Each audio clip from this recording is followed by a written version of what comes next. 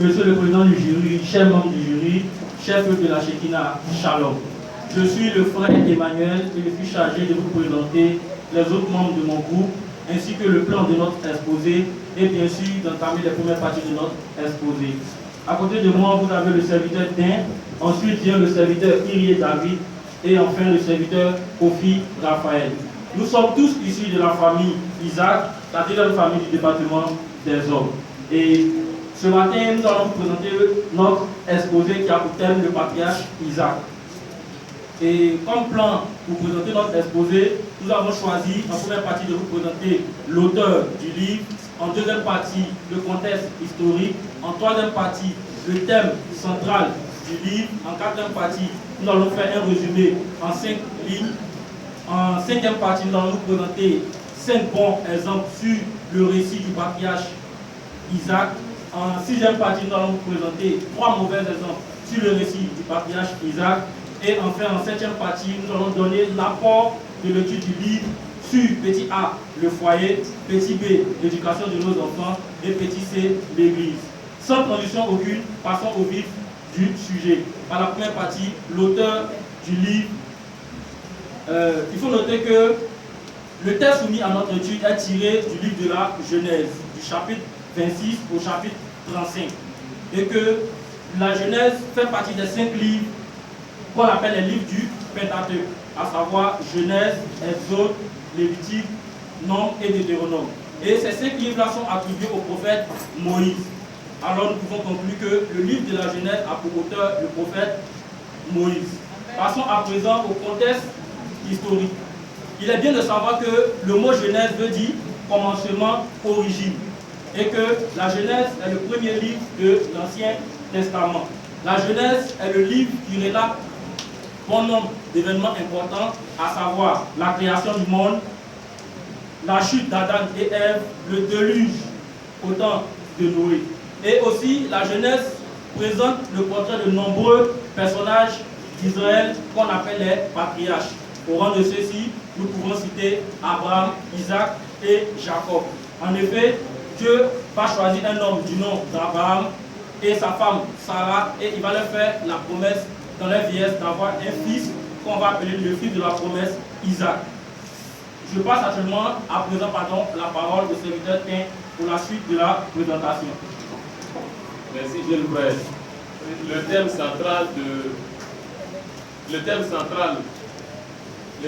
thème central du livre, c'est l'accomplissement de la promesse que Dieu a fait à Abraham et Sarah. Laquelle promesse s'est concrétisée par la naissance du fils Isaac. Je voudrais, en référence, vous allez lire Genèse 21, chapitre 1 à 7. Bon, pourquoi promesse? Promesse parce que Sarah étant très âgée, elle avait atteint la ménopause. Donc du coup, elle ne pouvait plus enfanter. Et d'abord, le nom Isaac signifie rire. Donc quand Dieu leur a fait la promesse, elle a pensé que c'était irréalisable, c'était impossible. Donc elle s'en moquait. Donc la naissance, la promesse là, elle ne croyait pas. Elle prenait ça comme de l'amusement. Elle n'y croyait pas. Elle n'avait pas la foi en cette promesse. C'est pourquoi le nom Isaac signifie rire. Donc elle prenait ça pour se moquer en réalité parce qu'elle ne croyait pas. Donc je vais vous passer le serviteur Irie pour la suite de l'exposé. Je vais faire le résumé du livre en 5 lignes. Comme tu as si bien dit, le nom Isaac qui signifie Iri est inspiré à nom de Dieu. Quand Dieu a dit à Abraham qu'il va avoir un fils, il ne croyait pas.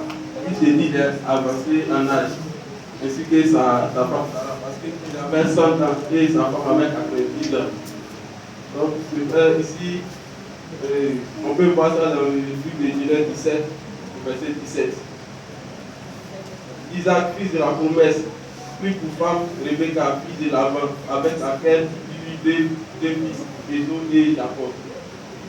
Ici, Isaac aussi a été choisi pour poursuivre aussi la lignée de l'alliance dont est aussi Jésus-Christ.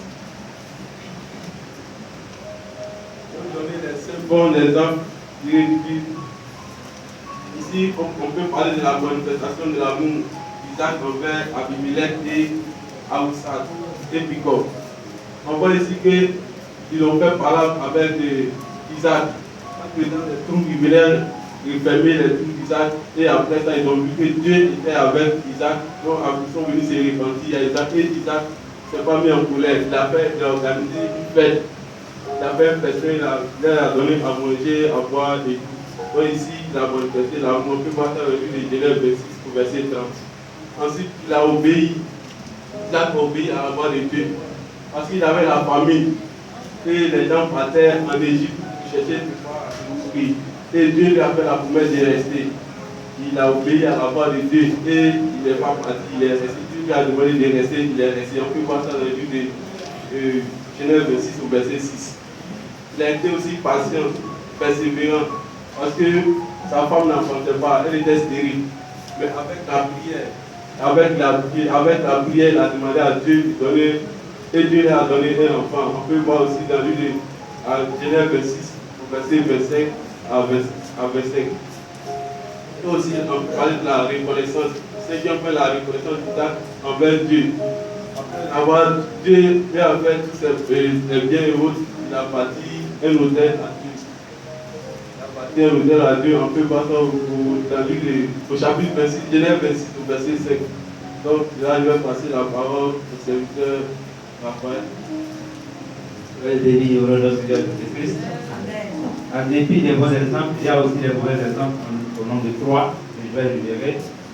Alors, en premier, on a le mensonge d'Isaac au sujet de sa femme. Lorsque Abimelech lui avait demandé si Rebecca était sa femme, il a dit que c'est sa soeur, parce qu'il avait peur qu'il soit tué pour qu'on prenne sa femme. Aussi, il y a le non-respect de la famille. Il a été dit que parmi Esaü et Jacob, le plus petit, le plus grand est assujetti au plus petit. Et ici, on a vu que Isaac voulait bénir Esaü en lieu et place de Jacob, conformément à la parole de Dieu. Alléluia. Aussi, on voit cette partie-là dans Genèse 25, verset 23. Il y a le favoritisme. On a dit que Rebecca avait pour choix Jacob et son papa Isaac avait pour choix Esaü. Donc vous voyez que déjà chaque parent avait fait un choix et cela créait la rivalité dans la famille. En guise d'apport de l'autorité sur le foyer, dans le foyer nous devons manifester l'amour. On a vu le cas avec Isaac qui a été vraiment qui a manifesté son amour à l'égard de Abimelech, Picol, son chef d'armée, et ici, on voit que en se comportant de cette façon dans nos foyers, on aura des foyers de paix, des foyers où règne la joie, la fraternité.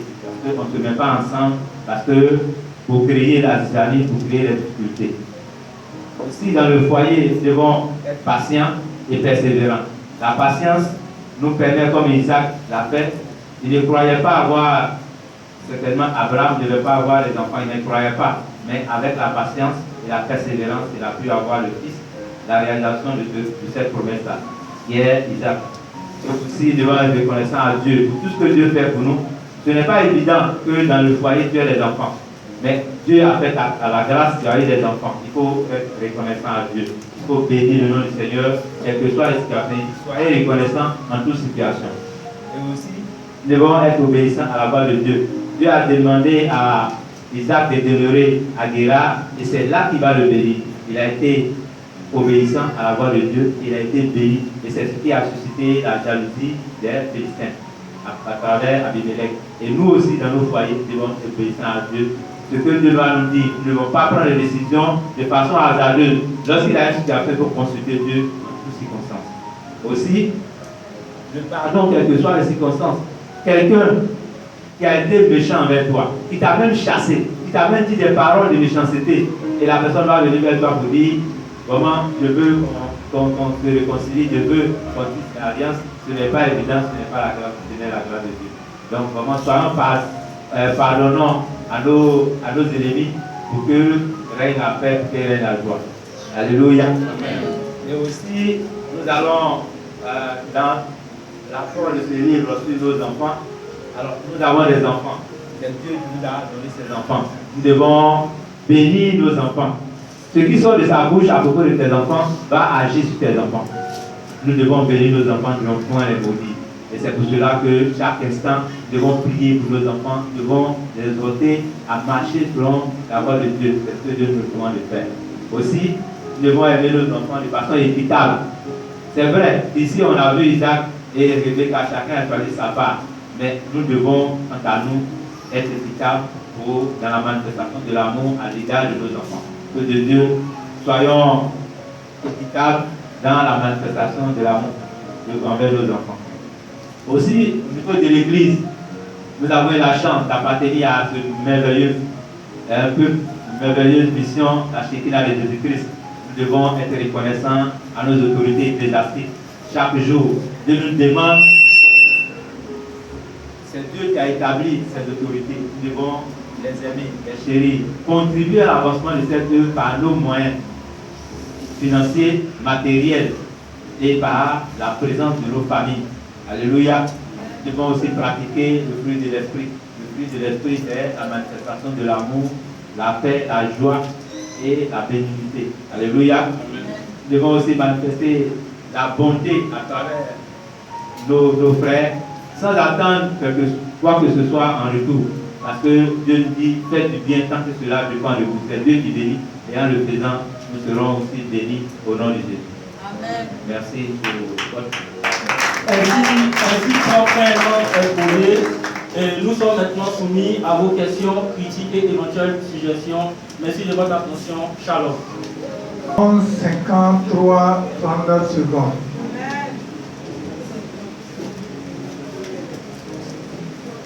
Pendant qu'on va vous poser des questions, vous pouvez vous concentrer avant de répondre. Alléluia. Questionnaire. La première question. Où était Isaac quand il aperçut la caravane qui conduisait Rebecca? Et que faisait-il? Isaac, quand il aperçut la caravane qui conduisait Rebecca, que faisait-il? 1, 2, 3, 4. Isaac marchait sur le chemin.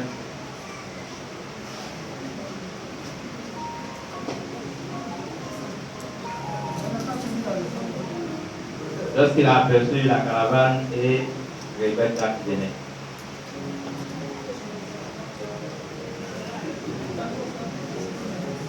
Alléluia. Amen. Il était dans les champs. Mais qu'est-ce qu'il faisait?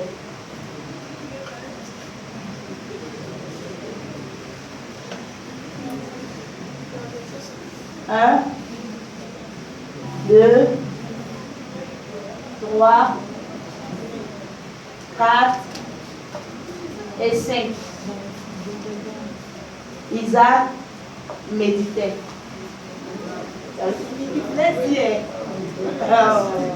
Il a hésité. Pour quelle raison Isaac donna-t-il le nom Rehoboth à un puits? Isaac donna-t-il le nom Rehoboth à un puits? Isaac donna le nom Rehoboth au puits parce qu'il disait que l'Éternel nous a maintenant mis au large. Non, ce n'est pas la définition de Rehoboth. Mais pourquoi il a donné le nom Rehoboth? Parce que pour ce puits, on ne leur avait pas cherché de querelle. Bravo. Alléluia. Gloire à Jésus.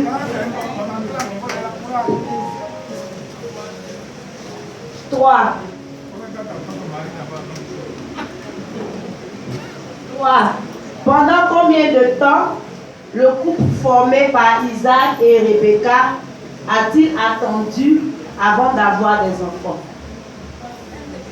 Pendant combien de temps le couple formé par Isaac et Rebecca a-t-il attendu avant d'avoir des enfants? Le couple formé par Isaac a attendu 20 ans. Alléluia. Combien de chameaux avait le serviteur qui alla chercher une femme pour Isaac? Combien de chameaux avait le serviteur qui alla chercher une femme pour Isaac? Bravo. Alléluia. La dernière question. Les éléments donnés à Rebecca par le serviteur pour acter son mariage avec Isaac. Il y a des éléments, c'est vrai, la dot a été payée, mais il y a des éléments que ce serviteur a donné à Rebecca pour acter le mariage.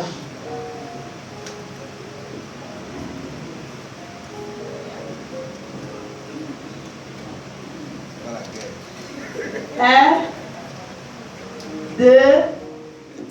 Le serviteur qui avait été envoyé par Rebecca avait donné des objets d'or, des objets d'argent. Oh, Il avait donné un bracelet. Ah. Un bracelet à Rebecca. Amen. Et quand il est arrivé chez les parents, il a donné des objets d'or, d'argent. Ok. Le bracelet avec un autre objet. Ok. L'homme de Dieu a décidé qu'on vous accorde le point. Bravo! Alléluia. Donc, vous avez réussi à répondre à 4 questions. On acclame le Seigneur. Donc, ici, la réponse est le serviteur a donné un anneau du nez et les bracelets à ses mains. Alléluia. Amen. 0, c'est parti.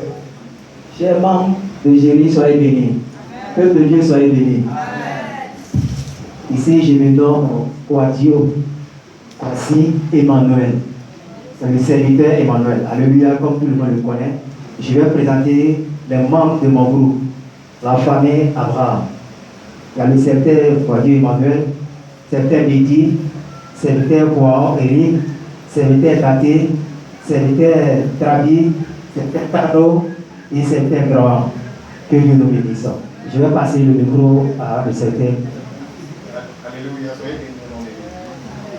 Je suis le serviteur Gravant. Je vais vous présenter le plan de notre exposition. Je vais vous présenter le plan de notre exposition. Nous allons commencer en 1 par l'introduction. Et le travail que nous avons fait, on a fait une introduction qui prend en compte l'auteur, le contexte historique et tous les éléments ensemble on a fait. Et en 2, le thème central du livre. En 3, le résumé. En 4, 5 bons exemples. En 5, maintenant, les 3 mauvais exemples. En 6, quel apport de l'étude du livre on a sur le foyer. En B, sur l'éducation de nos enfants. Et en 3, sur l'église. Nous avons couronné notre travail ici par une conclusion. Parce qu'on s'est dit que quand on fait une introduction, il faudrait ajouter à cette introduction une conclusion. Alléluia. Amen. Parlons de l'introduction. Nous savons que le livre de la Genèse, le personnage clé, le personnage central, est Abraham. Et le livre est écrit entre 1445 et 1405, avant Jésus-Christ, bien sûr. C'est le premier livre des 5 livres écrits par Moïse, serviteur de l'Éternel, et les 5 livres se font appeler le Pentateuque. Le contexte historique. Nous savons que cette histoire telle que relatée, de Genèse chapitre 12 à Genèse chapitre 25, qui est le thème de notre exposé, d'où est tiré notre exposé, est marquée par 2 événements majeurs, à savoir le changement de religion du patriarche Abraham et aussi la matérialisation de la promesse qui lui a été faite par l'Éternel, le Dieu qu'il ne connaissait pas au début. C'est-à-dire quoi? Un Dieu, on a mis dans notre introduction, méconnu et invisible. Il faut comprendre aussi que Abraham est celui qui s'est fait appeler le père de la foi. Pourquoi? Parce que tu ne connais pas quelqu'un qui se révèle à toi un Dieu et tu lui fais confiance, et cette confiance est une confiance qui est indéfectible. C'est ce que je vous dis merci, nous allons passer à notre thème central et des serviteurs. Gloire à Dieu. Concernant le thème central, le livre traite du rapprochement entre Dieu le Créateur et Abraham, l'homme que Dieu lui-même se choisit pour sceller son alliance et la perpétuer. Ici, Dieu pouvait se choisir une autre personne, mais il s'est choisi Abraham. C'est-à-dire quand Dieu te choisit, avant de te choisir, il regarde les qualités que tu as. Parce que même quand Dieu choisissait David, il a regardé la détermination de David. Mais ici, nous pouvons dire que Dieu a regardé la grande foi et l'obéissance d'Abraham. Et quand Dieu te choisit, il faut te laisser dépendre de lui afin que tout soit une formalité. Amen.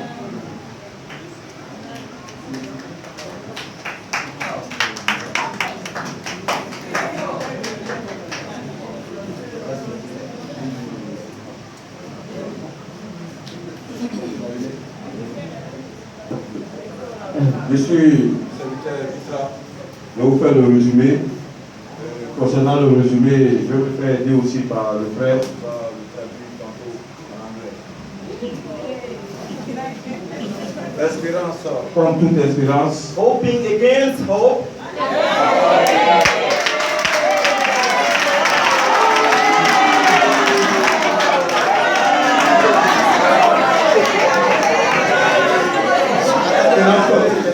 Hoping against hope.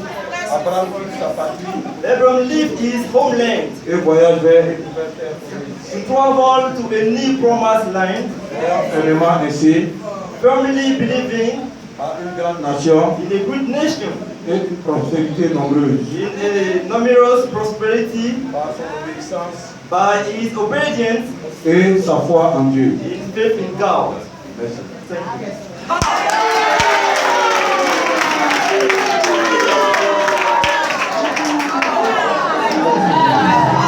Nous allons passer au grade 4. Vous savez, le rôle d'un serviteur d'Afrique qui va nous entretenir.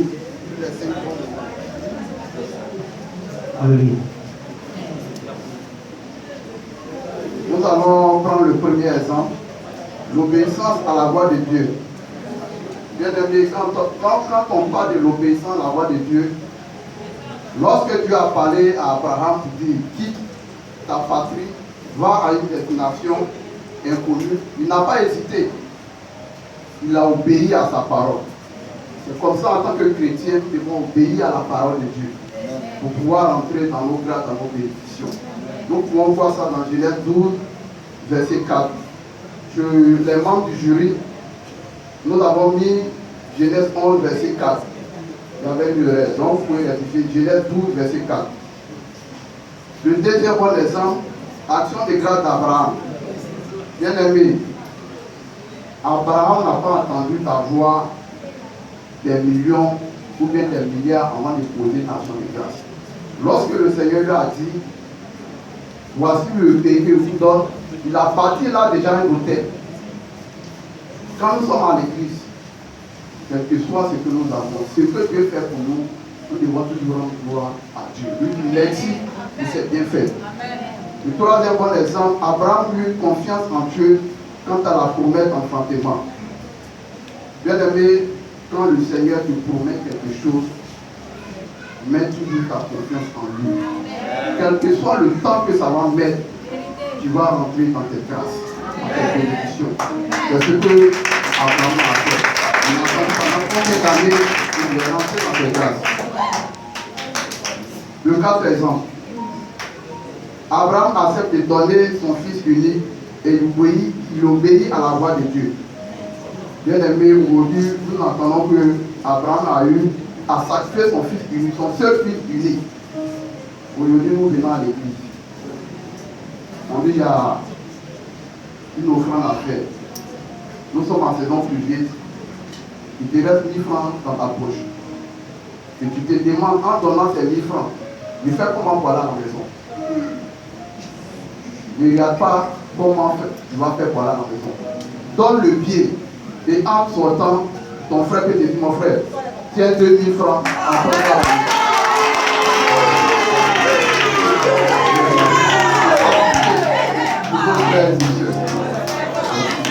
Le septième, Abraham a manifesté l'amour en plaidant pour la cause des habitants de Sodome et Gomorrhe.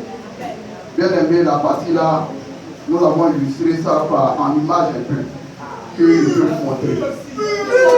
Vous savez, je vais expliquer un peu. Aujourd'hui dans le monde, nous avons la grâce d'être ici. Dans nos frères et sœurs qui ne sont pas avec nous, qui sont à la maison, qui ne connaissent pas le Seigneur, c'est à nous d'intercéder pour ces frères, pour qu'ils puissent aussi connaître le Seigneur. Parmi nous aussi, il y a d'autres qui ne sont plus avec nous. Nous devons toujours intercéder pour ces personnes-là, pour que ces personnes soient toujours dans la présence du Seigneur. Voici un peu les symboles exemples que je dirais à vous.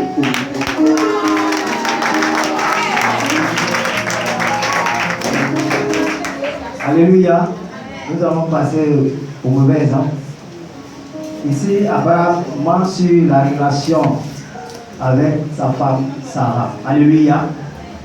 Je veux dire à quelqu'un ce matin que Abraham, il y avait une famille dans le pays.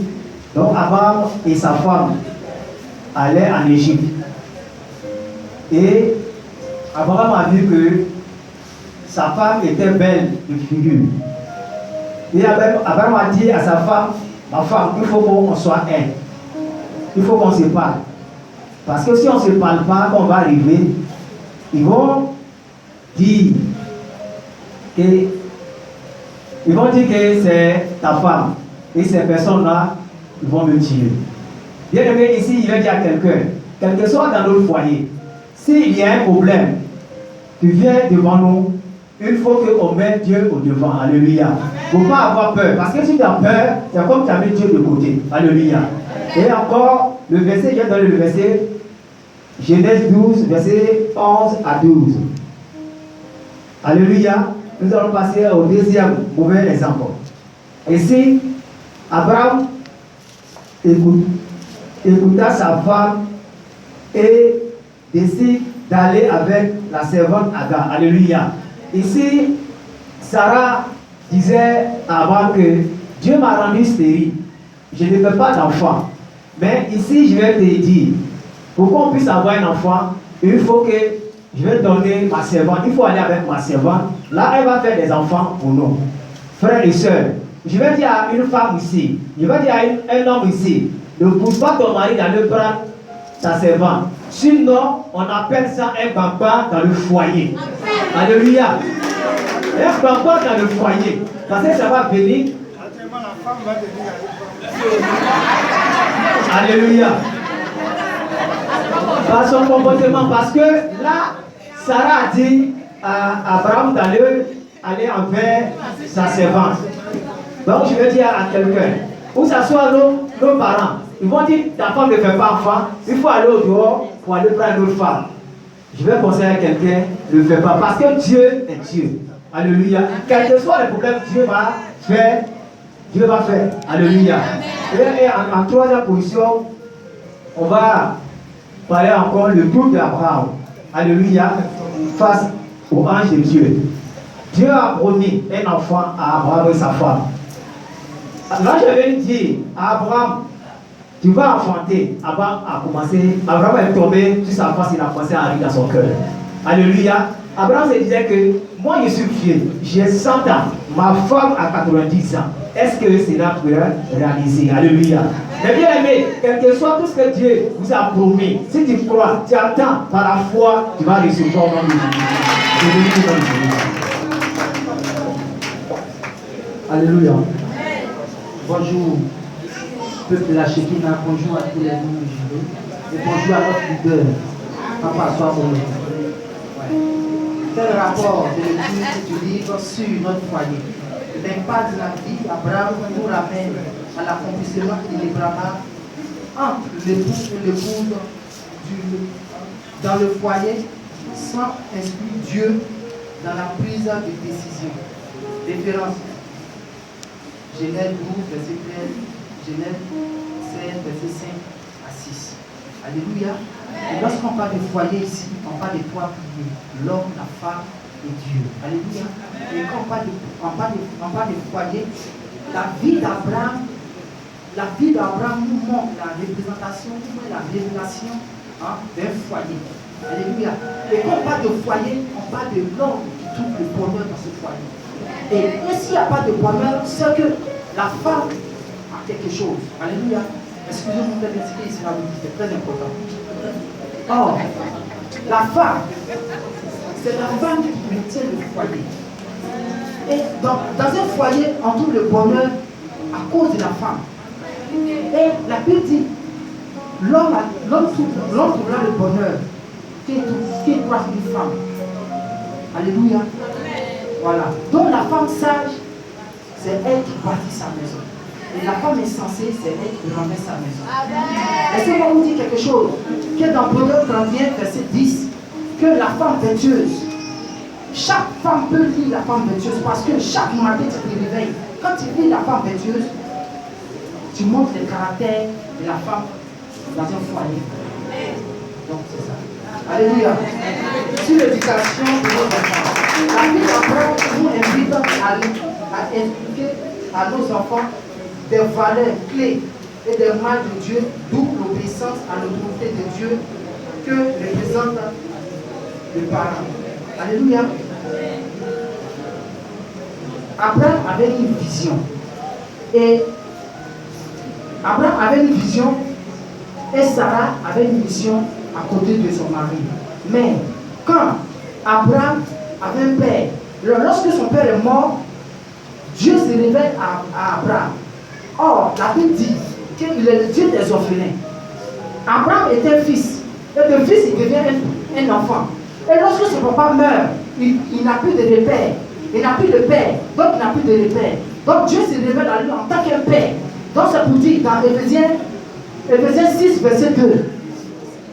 Honore ton père et ta mère. C'est le premier commandement suivi d'une promesse. Et lorsque nous prenons dans Genèse 12, verset 1 à 2, la Bible dit la promesse qui était donnée par Abraham. Lorsqu'il honore le Père Dieu éternel, voici cette promesse qui a été donnée dans Genèse 12, verset 1 à 3. Alléluia. Et la vie de l'Église, la vie de l'Église, la vie d'Abraham nous exhorte à la vie chrétienne caractérisée par l'obéissance et par la soumission totale à l'autorité établie. Alléluia. Ici, la vie de Dieu, la vie de l'Église nous amène. Mais Abraham, regardez, quand Abraham a appris que Lot, alléluia, quand Abraham a appris que Lot était en prison, quand un serviteur est venu dire à Abraham que voici Lot était en prison, la Bible dit, dès que Abraham a appris cela, il s'est levé, il n'a pas regardé les querelles qu'il a fait avec Lot, mais il s'est levé immédiatement et il est parti, il a amassé plus de 318 hommes nés dans sa maison pour aller combattre. Même jour, même nuit là, il a ramené Lot. C'est pour dire quoi? Dans une église, quel que soit ton frère ou bien ta soeur a un problème, tu ne dois pas attendre pour que la personne meure ou bien la personne doit avoir des problèmes. Tu dois te lever, ou bien tu peux l'appeler, ou bien tu peux arriver chez lui, mais n'attends pas. Mais tu attends quelques jours, 3 jours, 4 jours, tu ne vois pas ton frère ou bien ta soeur, tu dois te lever immédiatement. Écoute, de l'appeler. De l'appeler. C'est très important. Parce que dans une église, quand tu ne vois pas ton frère ou bien ta soeur, alléluia, que Dieu vous bénisse. Alléluia. Alléluia. En conclusion, au thème de notre exposé, nous pouvons retenir que la foi indéfectible d'Abraham, qui lui a valu d'être obéissant jusqu'à la mort, est un exemple parfait, susceptible d'avoir un impact positif, non seulement sur la vie de l'Église, mais aussi sur le bon fonctionnement du foyer et sur l'éducation des enfants. Sur ce, shalom. 12 secondes. Nous allons passer au questionnaire. La première question. Sur combien de peuples Abraham a-t-il demandé à Sarah de se présenter comme sa sœur? Qui sont-ils? Sur combien de peuples Abraham a-t-il demandé à Sarah de se présenter comme sa sœur? Qui sont-ils? 1, 2, 3, 4 et 5. Alléluia. Amen. Ce qui est sûr et certain, c'est que le Dieu qui sont les Égyptiens, lorsqu'il a eu à demander de mentir, et En deuxième, tu as Daniel. D'accord. On va vous accorder le point. C'est chez les Philistins. Alléluia. À qui Agar a donné le nom? On est chez les Égyptiens et puis chez les Philistins. Les Philistins, leur rôle là. Alléluia. On ne prêche pas, pas parce qu'on va prêcher, mais ça là déjà, tu nous suis, ça dépend, ça dépend le contrôle de tout le Alléluia. La deuxième question. À qui Agar a donné le nom de Ata El-Roy? 1, 2, 3, 4 et 5. Alléluia. Amen. Elle a donné le nom d'Ata El-Roy lorsqu'elle s'est retrouvée dans le désert, qu'elle avait le puits que le Seigneur lui avait montré qu'elle puisse s'abreuver avec. Lorsque l'homme s'est révélé à elle, qu'elle puisse s'abreuver à son enfant. À qui? Elle a donné le nom à qui? On n'a pas dit à quel lieu. À qui elle a donné le nom? C'est qui elle appelle Ata El-Roy? C'est Dieu quand il déteste Dieu lui-même. Amen. Gloire à Jésus.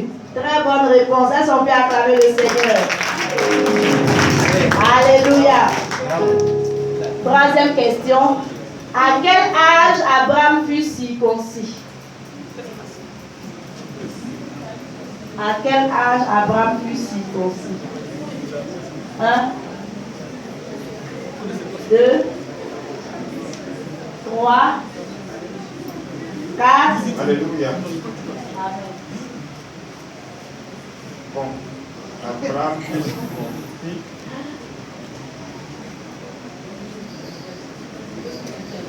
À 75 ans. Non.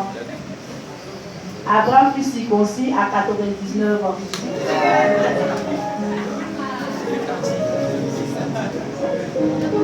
Alléluia. 4.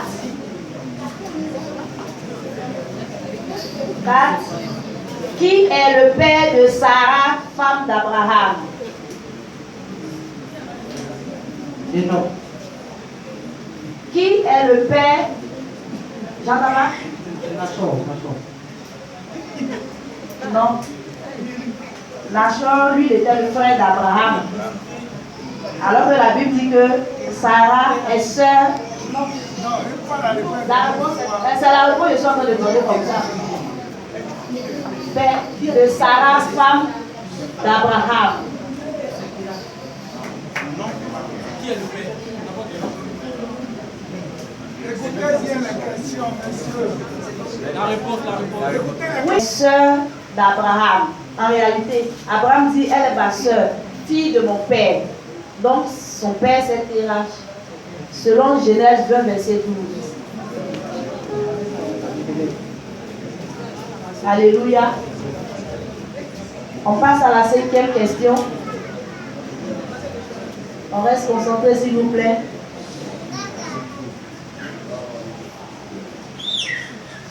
À combien de cycles d'argent Ephron céda sa caverne de Macpéla à Abraham? Il a cédé cette caverne-là comme propriété sépulcrale. Donc, à combien de cycles d'argent Ephron céda cette caverne-là à Abraham? 1, 2, 400 cycles d'argent. Bravo! Alléluia. Donc, sur cette question, le groupe Abraham a répondu à 3 questions. On acclame le Seigneur. 2, 1, 0, c'est parti. Alléluia. Amen. Peuple de Dieu, est-ce que tu es là ce matin? Amen. Alléluia. Alors, je suis le serviteur Conan et je suis chargé d'introduire notre exposé. Je présente mes frères qui sont avec moi. Avant de commencer, je voudrais saluer le peuple de Dieu au nom puissant de Jésus. Saluer également les membres du jury et des éditeurs au nom de Jésus. Alors, je suis le serviteur Conan, comme je le disais tantôt. Je suis accompagné de mon frère, le serviteur Landry Kobi. Il y a aussi le serviteur F1 qui est avec nous. Et le serviteur Kobi Jean-Baptiste. Alléluia. Peuple de Dieu, tout a été dit, ce qui concerne le livre de la Genèse. Ce livre-là est un livre très riche et qui a été écrit par le prophète Moïse. Il faut dire que le livre nous présente les origines de l'univers. Alléluia. Et dès le commencement, Dieu déjà nous montre son plan pour l'homme. Alléluia. Et chemin faisant, il y aura plusieurs événements. Et c'est dans cette suite d'événements que Jacob va naître. Alléluia. Jacob, c'est celui-là même qu'on étudie aujourd'hui. C'est ce patriarche-là qu'on étudie aujourd'hui. Il y a eu plusieurs patriarches, on a déjà vu 2. Mais celui-là, c'est un patriarche hors du commun. Alléluia. La Bible dit qu'il est le père des 12 tribus d'Israël. Donc, bien aimé, ce que tu vas entendre ce matin, ça va te marquer. Comment se fait-il que celui-là même qui est le père des 12 tribus d'Israël, celui-là même que Dieu a choisi depuis le ventre de sa mère, va vivre beaucoup d'épreuves. Alléluia. Mais cela ne va pas freiner la main du Seigneur. C'est ce qu'on veut te montrer ce matin. Quand Dieu choisit, il met des moyens pour aller jusqu'au bout. Alléluia. Et Jacob est celui-là même qui a eu ce sceau de Dieu. Alléluia. Bien aimé, notre thème central, c'est le plan de Dieu pour l'accomplissement de sa volonté dans la vie de Jacob. On pourrait dire le plan de Dieu, c'est le plan de Dieu pour l'accomplissement de sa volonté dans toi aussi ta vie. Alléluia. Et ensuite, nous avons le résumé. Alléluia. Le résumé, c'est le frère Kofi Landry qui va nous faire bénéficier de cela. Alléluia, son nom de Dieu. Soyez bénis de Dieu.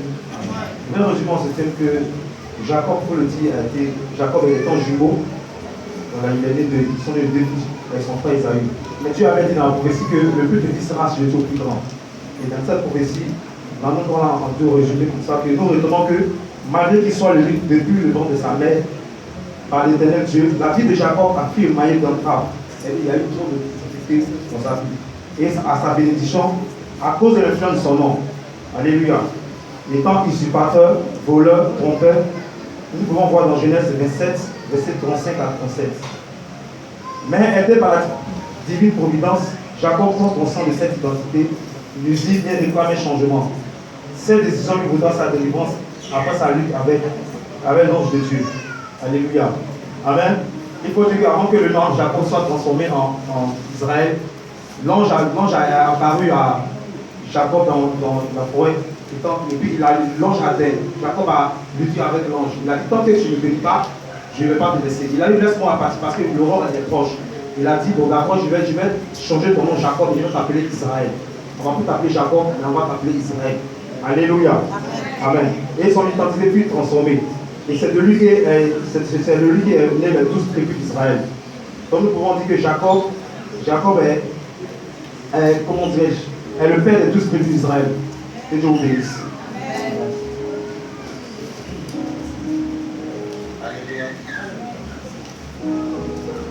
Alléluia. Soyez bien au nom de Jésus. Moi, il s'agit de parler de bonnes nouvelles et puis de mauvais exemples. Alléluia. Premier bon exemple que nous avons pour nos vies.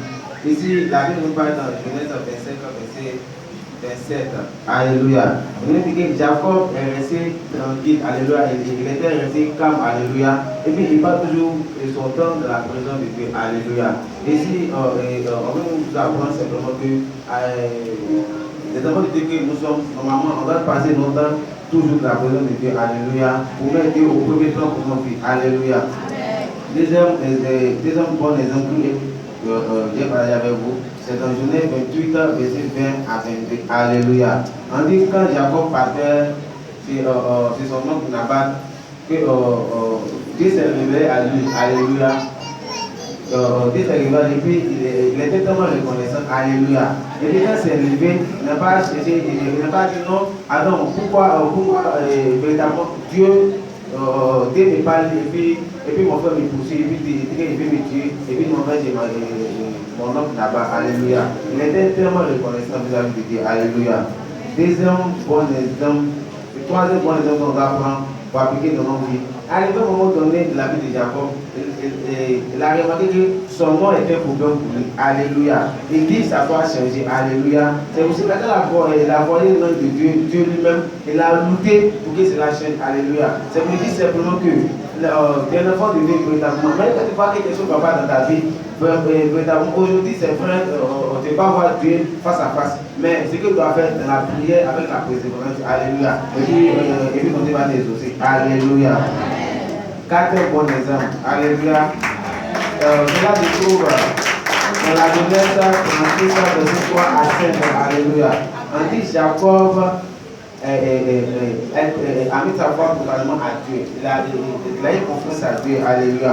Confiance totale. Quand Dieu dit, lève-toi, va, parce que quand son fils était retrouvé, Joseph était retrouvé, il partait en Égypte.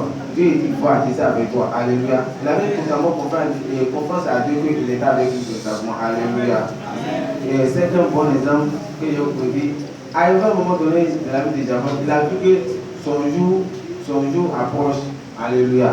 C'est ça, il a pris tous ses fils, il dit venez, je vais vous montrer c'est quoi votre avenir, alléluia. Mais pas la vie selon le lâcher, mais la vie selon l'esprit de Dieu, alléluia. Les appeler et puis la pousser à les bénir, alléluia. En fait, je dis simplement ici, les mamans, les papas qui vous êtes à la Chikina, prenez à bénir la vie de vos enfants, jouer, alléluia. Soyez bénis au nom de Jésus. Alléluia. Alléluia. Je vous parle encore de mauvais exemples de la vie de Jacob. Alléluia.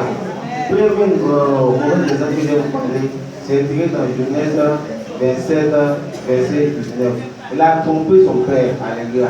Évidemment, c'est vrai, la bénédiction, il a trompé son père. Alléluia. C'est vrai, la bénédiction appartient à Jacob, oui. Maintenant, le risque qu'il a pris, ce n'est pas compris. Alléluia. Donc, je vous dis simplement que, quel que soit ce qui est approuvé pour toi, garde confiance et marche selon la volonté de Dieu, et que cela s'accomplit dans ta vie. Alléluia. Deuxième mauvais exemple que je vous connais. La Bible enseigne que Jacob a trompé son oncle Nabal. Alléluia. Et ce qui n'est pas bon, la vie n'est bonne. Alléluia. C'est vrai, son père l'a béni, il a dit son nom. Maintenant, ce qui est bien aussi, c'est pas son oncle Nabal qu'il a gagné les brebis. Nabal, alléluia. Il a gagné les brebis, il a gagné tout. Alléluia. Mais arrivé au moment donné de sa vie, Dieu, c'est vrai, c'est Dieu qui l'a parlé, dit, va, vous devez venir de ta maison. Maintenant, normalement, c'est que tu dois faire, il doit appeler son nom. Ah, vraiment, je m'en fais, Dieu m'a parlé. Mais tu n'as pas fait ça. Il a trompé son nom, Nabal. Nabal. Alléluia. Il a trompé son nom quand même. Alléluia. Mais quand il a trompé son nom, mais c'est là aussi n'est pas fait aussi à son nom. Il a fui avec sa famille. Et ce qui n'est pas bon. Moi, pour cela, je vous dis simplement. Quand véritablement vous marchez avec les hommes de Dieu, ou bien vous marchez avec un homme, bien vous travaillez avec quelqu'un, mais si le moment est arrivé que un homme sait qu'il veut partir, asseyez-vous, posez, je m'en vais, alléluia. Maintenant, quand tu t'en vas seul dans la personne, ça devient quelque chose qui n'est pas bon. Alléluia. Alléluia. Cela se trouve dans Genèse 31, verset 20. Alléluia. Troisième mauvais exemple que je vais vous parler. On dit Jacob. Alors, Jacob préférait Joseph puisque c'est son fils. Alléluia. Et c'est ce qui n'est pas bon. Alléluia. Normalement, tu es un enfant de Dieu, tu as les enfants, même si les enfants n'est pas de toi, mais il faut les aimer comme tes enfants. Alléluia. Il ne faut pas mettre la différence entre l'autre et l'autre. Alléluia. Qui est de vous.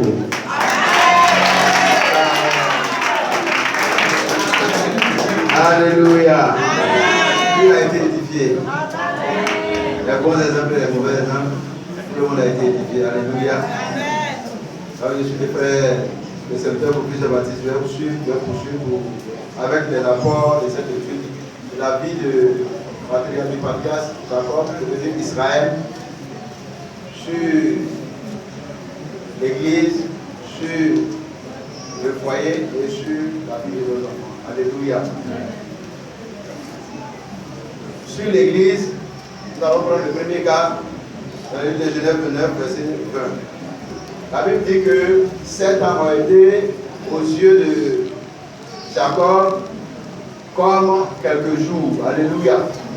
Tout simplement parce qu'il avait un objectif à atteindre. Alléluia. Bien aimé, quand tu as un objectif à atteindre, tu ne résignes pas sur les moyens. Alléluia. Alléluia. Si tu as un objectif à atteindre, tu ne résignes pas sur les moyens. Tu es chrétien, tu veux être béni, bien aimé, tu ne résignes pas sur les moyens pour marcher selon la voie du Seigneur. Alléluia. Tu ne fais pas de concessions avant de croire en ta bénédiction. Alléluia. Tout simplement, tu obéis et tu rentres dans ta bénédiction. Alléluia. Et la Bible dit que aussi, quand on a un objectif aussi, on est résolu. On est déterminé à atteindre cet objectif-là. Alléluia. Comme Jacob l'a fait, il était déterminé. Ce qui a fait qu'il a vu ces années-là comme des jours. Alléluia. Alléluia.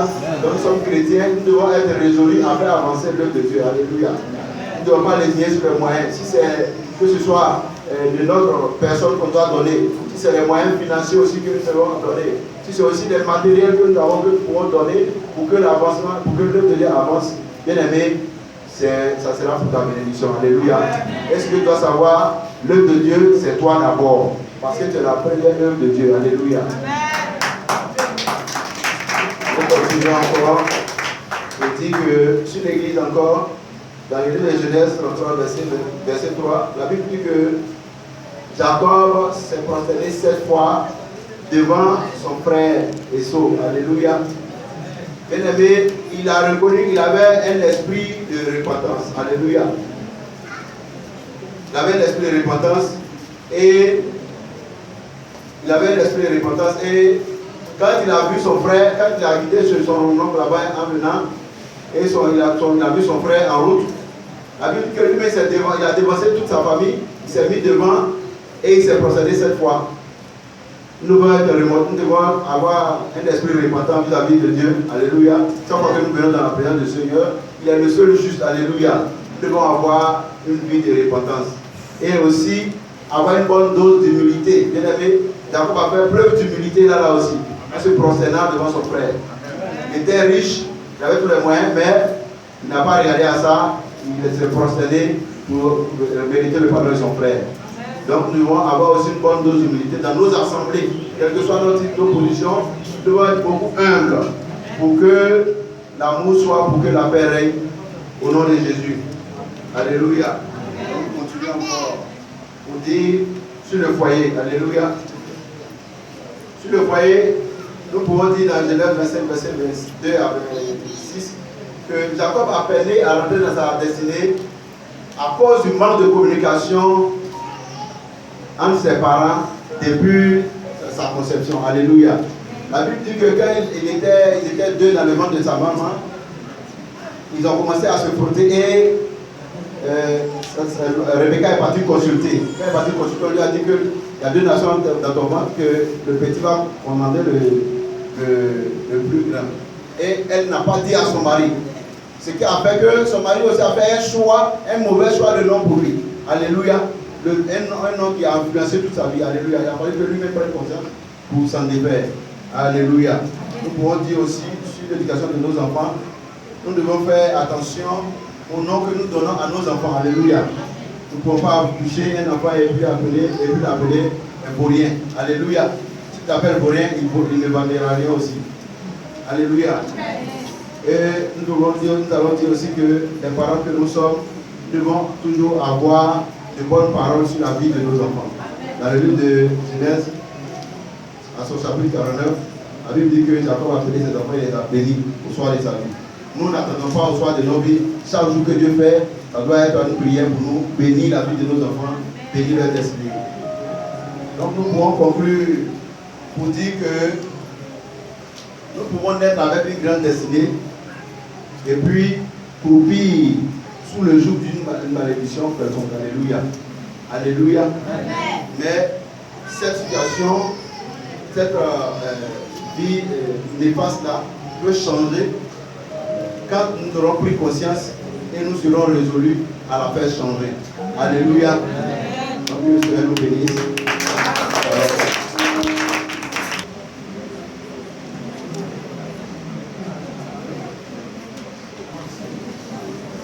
Alléluia. Amen. Passer aux questions de la famille Jacob. Israël. Israël. On est pris Jacob. Alléluia. Amen. Première question. Quelle est la profession de Rachel? Quelle est la profession de Rachel, épouse de Jacob? 1, 2, 3. Donc, vous avez la réponse. Alléluia. Amen. Rachel était bergère. Alléluia. Très bonne réponse. Deuxième question. Combien de fois Laban a-t-il changé le salaire de Jacob? Alléluia. Amen. Laban a changé 10 fois. Alléluia.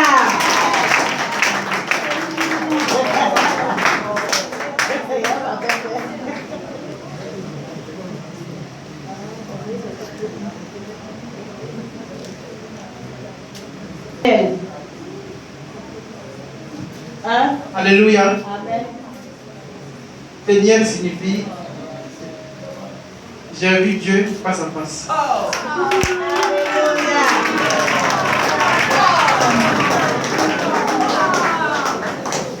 Gloire à Jésus. Quatrième question. Par qui l'unique fille de Jacob a-t-elle été déshonorée? Alléluia. Amen. Par Sichem. Alléluia. Très bonne réponse. Alléluia. Pourquoi Ruben a-t-il perdu le droit d'aînesse? Alléluia. Ruben a perdu le droit d'aînesse parce qu'il a déshonoré son père en couchant avec une de ses concubines. Amen. Très bon.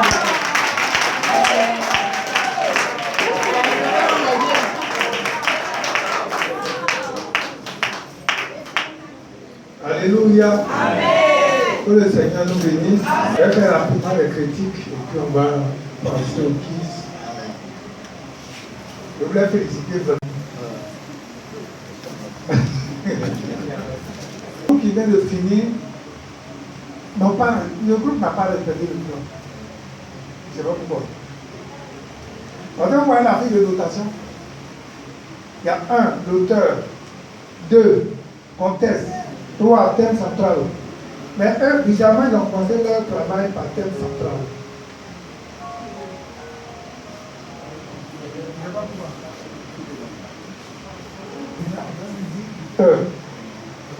L'auteur, celui qui a écrit là, tout le monde sait que c'est de Genèse. On sait, nous on dit non, c'est Moïse. Mais je voulais entendre ça. Ils n'ont pas dit ça, ils n'ont pas parlé du contexte. Quand le contexte n'a pas parlé, ils ont arrivé directement dans les thèmes centrales. Et il a passé la parole à l'autre. Comme ça va faire les points. Je le dis pour que prochainement, voilà, c'est très important. Sinon, en dehors de ça, il voulait vraiment féliciter les groupes. Ouais, c'est ce que c'est pas sorcier. Quand on regardait ces bateaux, on peut pas dire tout le monde. C'est à cause de ça on a oublié de faire un classement en fonction des points. Et puis vous voyez le jury là. Moi je note. Elle aussi va noter, elle aussi elle note. On va additionner. Quand je prends par exemple Isaac, moi ce que Isaac a eu chez moi, on va additionner plus pour elle, plus pour l'autre. Et puis on sort la note de Jacob et Isaac. C'est comme ça qu'on fait. Comme je vous le dis quoi. L'objectif c'est pas, comme je l'ai dit, c'est pas premier en chaîne, c'est pas pour dire tel groupe est dernier ou non. Ce que je veux voir, c'est ça que j'ai vu là. Il y a eu un travail. Et puis quand vous faites un exposé, il faut participer. Moi, tel que vous avez fait là, il faut aller à l'essentiel. Je prends par exemple les mauvais exemples ou bien les bons exemples. Les bons exemples, la dernière fois, les enfants ont très bien fait. Les bons exemples, on met soit l'obéissance de Jacob, on met le verset. Et puis on explique. Jacob a été obéissant parce que Dieu lui a dit de faire ça, il a fait. Et c'est ça, on a bien parlé beaucoup. On dit, comment on appelle ça? Des mauvais exemples. On dit, bon, mensonge. Premier direct, mensonge d'Abraham. Genèse, Abraham a menti parce qu'il est arrivé en Égypte, il a dit à Rachel que Sarah était sa femme. Ça, là, c'est un avenir de Babylone. Il n'était pas sûr, monsieur. Donc, une fois que tu as dit mensonge, tu as dit il a menti parce qu'il a dit ça. Tout le monde a compris. C'est comme même les répercussions sur le foyer et autres. Tout à l'heure, on dit bon. Rebecca avait consulté. Quand elle a été consultée, on lui a dit tu as 2 nations dans ton ventre. Mais le plus jeune là, c'est lui qui sera le chef. Quand le matin quitte la maladie, elle fait le compte rendu à son mari. Ah, il y a 2 enfants là. On dit le plus petit là, il sera plus grand que son grand frère. Il sera le chef de son grand frère. Donc quand c'est comme ça, qu'est-ce qu'on fait? Quels sont les noms qu'on va donner aux enfants? Et puis on regarde. Quand il le dit, la Bible n'explique pas clairement, mais on dit Rebecca allait consulter. Son mari allait aussi, son mari n'est pas allé, on ne sait pas. Elle est venue à la fin de compte, on dit à son mari, on ne sait pas. Mais l'enfant naît et on lui donne le nom de Jacob.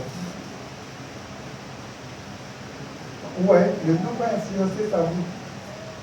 Ça veut dire usurpateur, trompeur. Jusqu'à ce que lui-même, au moment donné, il prenne conscience, pour lui, mais tiens. Alors, c'est vraiment ça. La maman lui a dit, quand il était dans mon ventre, je suis allé consulter, voilà ce que Dieu a dit. Mais la femme a dit, mais tiens, si c'est ce que Dieu a dit, là, mais regardez ce que je vis. Pas normal. C'est pourquoi il dit toujours aux gens que la délivrance, là, la délivrance commence lorsqu'il y a plus de conscience. Lorsque toi-même tu as dit, mais tiens, ma vie là, pourquoi c'est comme ça? Pourquoi ceci? Pourquoi cela? Seigneur, je veux prendre un moment, cette semaine-là, je vais rentrer un moment avec toi, je veux te parler. Dieu va te dire ce qui se passe. Mais souvent, il y a des gens qui sont assis là et qui disent non, donc Dieu, il faut qu'il fasse ceci, il faut qu'il fasse cela. Non. Il y a des choses que l'homme de Dieu peut te dire. Ou bien Dieu peut dire à l'homme. Moi, par exemple, si Dieu me dit, je veux voyager, je prends un exemple simple. Je veux voyager et puis je prie, Dieu me dit non, tu ne voyages pas et que tu dois au contraire faire peut-être de l'élevage ici. Vous voyez, vous avez étudié, mais il y a des choses que je voulais qu'on fasse sortir. Vous voyez, Isaac, la Bible dit qu'il y avait la famine. Isaac voulait aller en Égypte. Peut-être qu'Abraham a perdu la vision, Abraham allait en Égypte. Il y avait la faim. Et il a pensé à son ventre. Il a abandonné et puis il est allé en Égypte. Dieu dit à cause de ça là, les enfants vont devenir esclaves dans ce pays ici. Pourquoi on parlait que le peuple d'Israël dans l'Égypte à cause de ça? C'est pas d'Abraham aller là-bas. Et Dieu lui a dit, quand tu as fait ça, tu n'as pas obéi, les enfants seront esclaves dans ce pays. Pendant quoi? 4 siècles. Donc Isaac aussi, il n'a pas tiré la leçon de ça. Il se lève, il dit à la fin, je vais aller en Égypte. Dieu lui dit, tu vas aller dans quel Égypte? Il dira nulle part. Il faut rester ici, il faut s'aimer ici. Amen. Donc, ça veut dire quoi? Ça, il avait voulu qu'on fasse sortir cet aspect-là. Ça fait partie de la vie d'obéissance d'Isaac. Isaac a obéi et il a écouté la voix de Dieu. Il n'a pas discuté. Parce que la dernière fois que j'avais dit non, on dit ça. Tout le monde est discuté pourquoi? Mais Isaac, lui, il a écouté la voix de Dieu, il l'a mis en pratique. Dieu dit, il n'ira nulle part. Il faut rester. Il faut s'aimer ici. Quand Isaac a s'aimé, qu'est-ce qui s'est passé? Il a fait quoi? Il a récolté à combien? Il a récolté au centuple. Il est resté dans le pays, il y avait la sécheresse. Isaac a sémé, il a récolté au sang. Alléluia. Quand vous voyez, vous partez au premier, vous voyez au feu, il y a une femme. Donc, il dit obéissance. Genèse 30 ans, Isaac a été obéissant parce qu'il a obéi à Dieu. Il n'est pas allé en Égypte, mais il a sémé chez les Philistins. Ça, on a besoin de faire une heure dedans pour ça. Sur le foyer, oui, voici l'importance. Jacob a béni ses enfants. Nous aussi, là, nous devons prier pour nos enfants. Au lieu de les maudire, là, bénissons nos enfants. C'est pas fini. Ça, là, on a besoin de regarder beaucoup. Tu sens sorti du temps. C'est dans de mauvaises notes de question. Écrivez, attendez. Écrivez. Qu'est-ce qui a suscité la colère du roi Salomon et qui a conduit à la mort d'Adonijah, son frère? Qu'est-ce qui a suscité la colère du roi Salomon et qui a conduit à la mort d'Adonijah, son frère? 1. Je prends jusqu'à 3. 2. 2 demi. 2,75 et 3. On n'écrit plus, s'il vous plaît.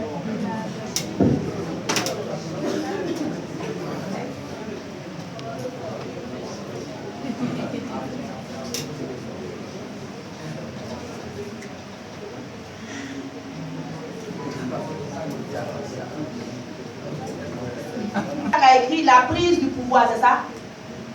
Le groupe Jacob. Le groupe Abraham a écrit la révolte. Maintenant, et le groupe Israël, Jacob.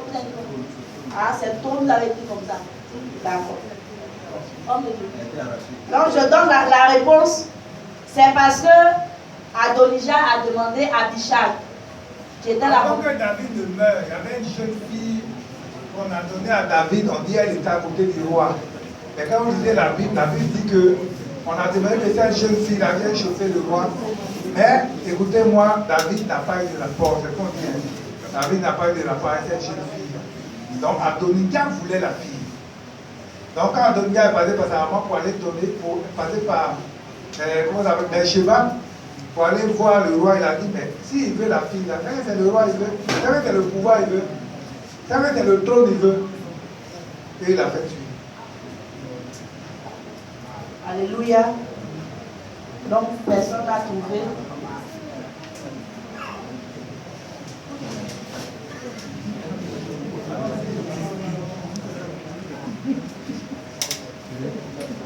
Alléluia. La deuxième question. Qui est le premier homme polygame dans la Bible? Je monte jusqu'à 3. Qui est le premier homme polygame dans la Bible? 1. 2. 2 demi. 2,75. 3. On n'écrit plus, s'il vous plaît. Les trois ont donné la même réponse qui est fausse. Les trois ont donné la même réponse qui est fausse de Abraham. La vraie réponse, c'est les mecs. Les mecs. Je donne la référence. C'est Genèse 4, 19.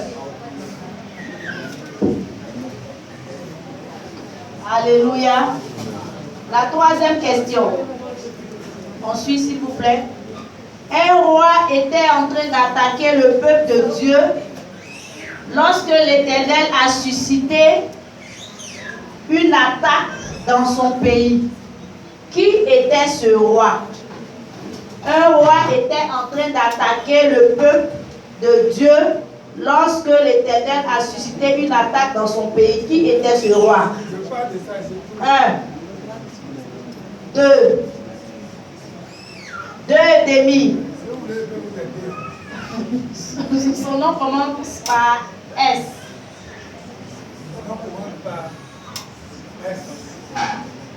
2,75 et 3.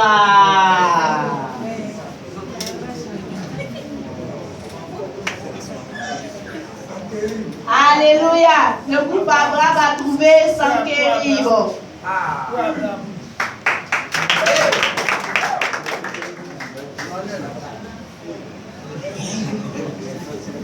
Alléluia.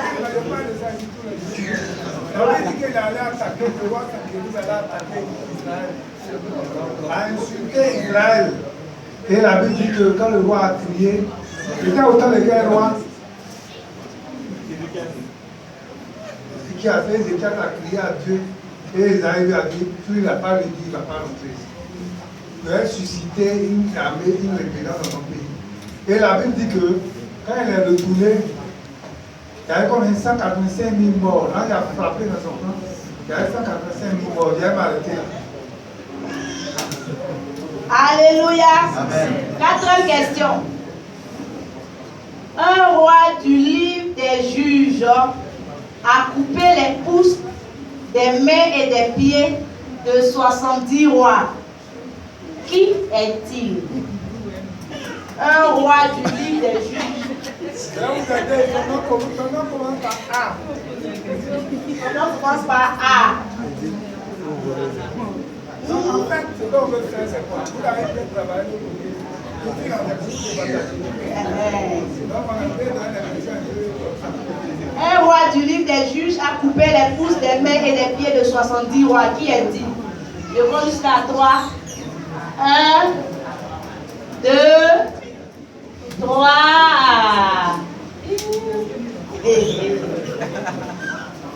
C'est Adoni-Bézek.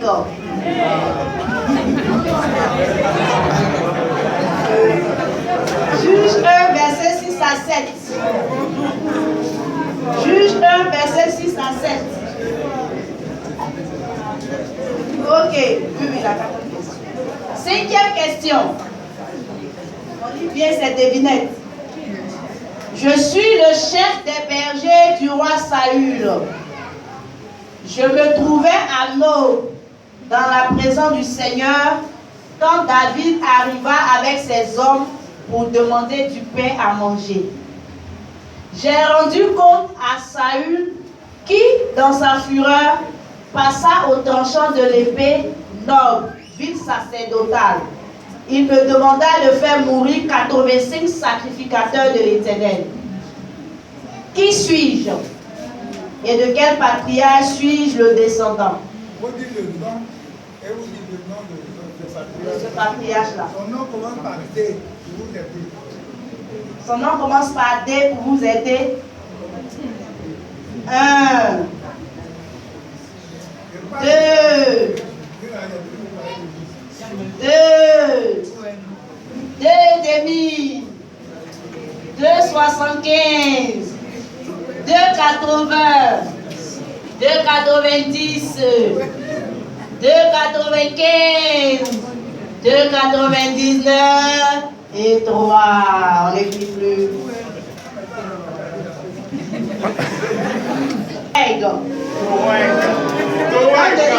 Ça tous les jours.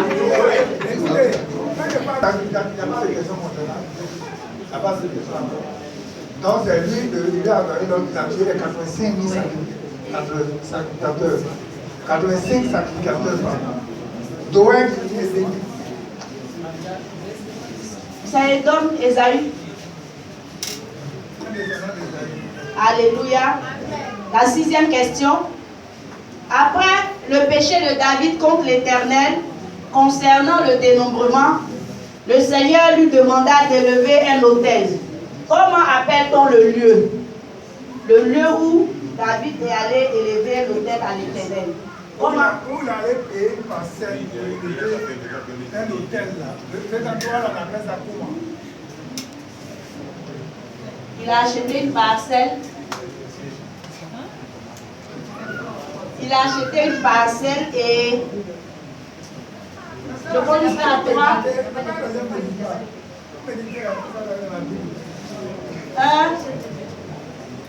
1 et demi. 2. 2 et demi. 3. 3, on n'écrit plus s'il vous plaît. Je ne peux rien offrir à l'Éternel si ça ne me coûte rien. Il faut que ça me coûte quelque chose. L'aide arabnale, le Jébusien, ou bien l'aide donale, le Jébusien, c'est la même chose. C'était la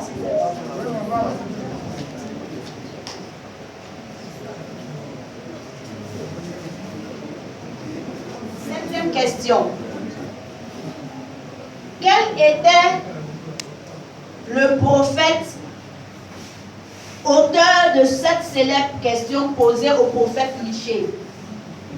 Par quel chemin l'Esprit de l'Éternel est-il sorti de moi pour te parler? Quel était le prophète auteur de cette célèbre question posée au prophète Michée? Par quel chemin l'Esprit de l'Éternel est-il sorti de moi pour te parler? 1, 2, 2.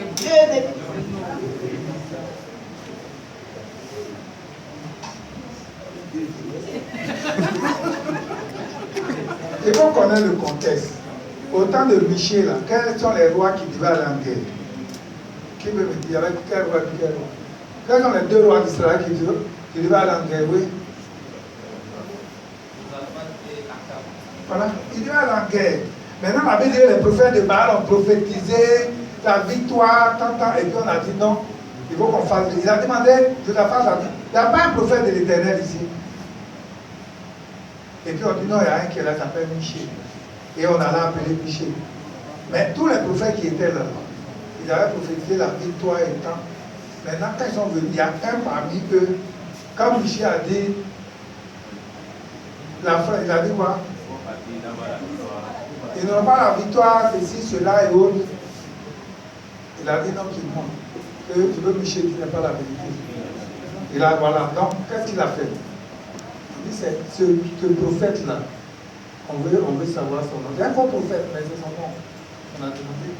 Maintenant, vous mettez Balaam. Balaam, ça, c'est au temps de la sortie du peuple d'Israël. C'est pas la même chose.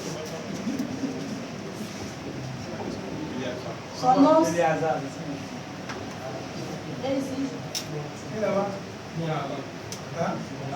son nom c'est Sédécias. 2 Chroniques 18, 23.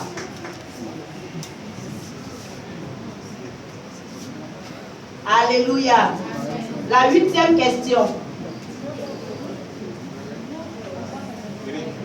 Par quel signe, selon le prophète Ésaïe, le roi Ézéchiel devrait-il comprendre que la parole de l'Éternel s'accomplira quant à la guérison de sa maladie? Ézéchiel était malade et puis le prophète Ésaïe est venu le voir. Donc il lui a parlé de sa, il lui a annoncé sa mort. Il partait, Ézéchiel a crié à Dieu, Dieu lui a dit de revenir. Et quand il est revenu, il lui a parlé que non, le Seigneur dit, bon, il t'approche 15 années. Et Ézéchiel a demandé, mais par quel signe je vais reconnaître que la maladie là, je serai guéri? Parce que tu as annoncé la parole, mais par quel signe? C'est ce signe là on demande.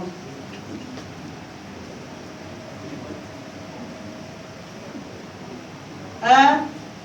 C'est un signe qui en a pas le soleil. Deux.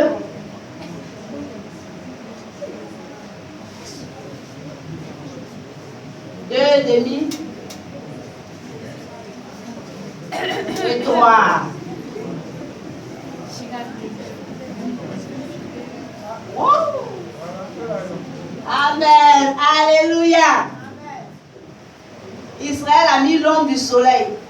Donc, la vraie réponse est l'homme devait reculer de 10 degrés. L'homme de Dieu demande de vous accorder le point.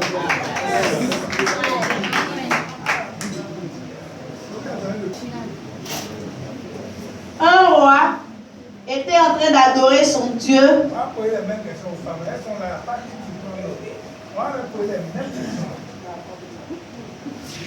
Un roi était en train d'adorer son Dieu lorsque ses deux enfants sont venus le tuer. Qui était ce roi? Quel Dieu adorait-il?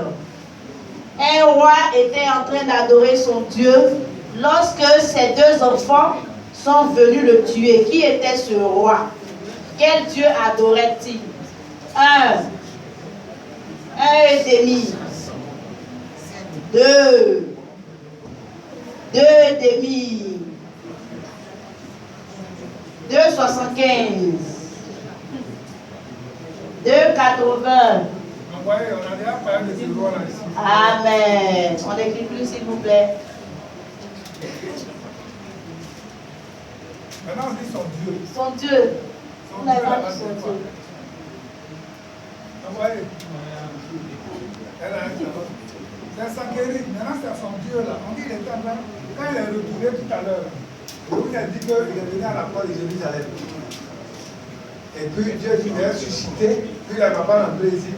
Il est suscité, on va l'attaquer. Et ils ont attaqué dans son pays. Et quand il est allé dans son pays, la Bible lui a frappé 185 000 morts.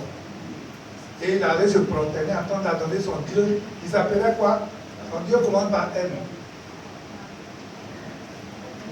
Oui.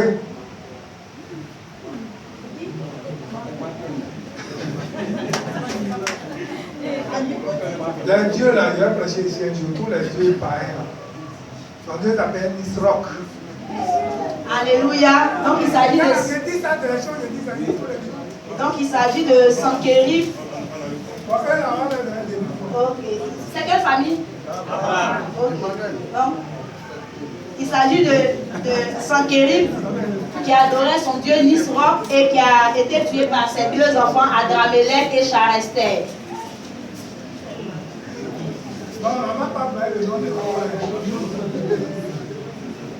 Alléluia.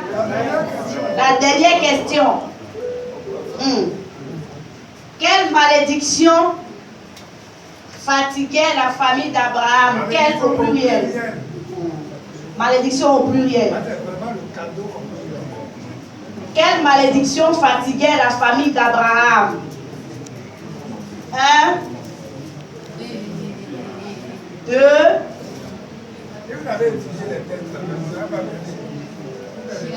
Deux et demi.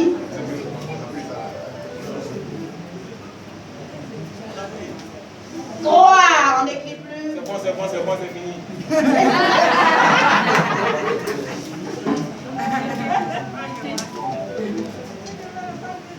Bon, Abraham a dit mensonge et stérilité. Bravo.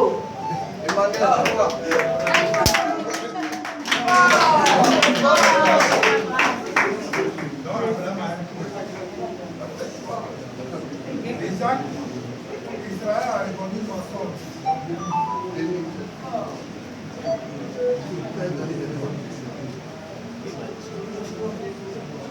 Isaac a mis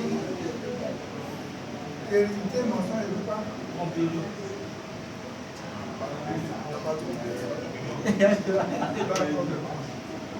On va accorde le point.